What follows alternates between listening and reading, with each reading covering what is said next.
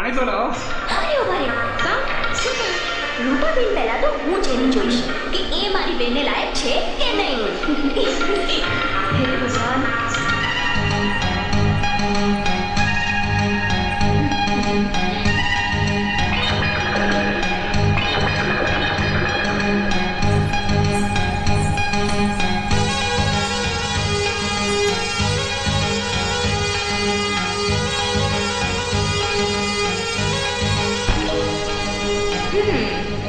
તો તમે મારી મોટી બેનને જોવા આવ્યા છો એમ ને? કેમ તમને કઈ વાંધો છે?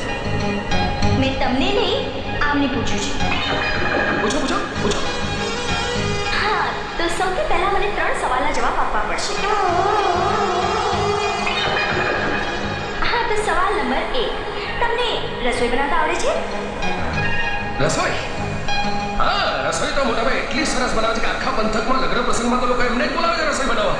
અને દાળ તો એટલી રસોઈ. હા, તો સવાલ નંબર 2, તમને છોકરાઓ રમાડતા આવડે છે? છોકરાઓ? અરે ગામભરના છોકરાઓ તો એમના જ હાથમાં રમી રમીને મોટા થયા છે. છોકરાઓ. હા, તો હવે સવાલ નંબર 3, તમને કપડાં ધોતા આવડે છે? કપડાં?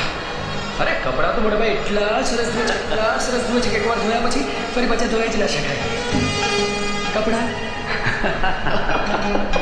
સવાલ નંબર 4, પણ તમારા તો 3 જ સવાલ હતા ને? આ સવાલ તમારા માટે છે.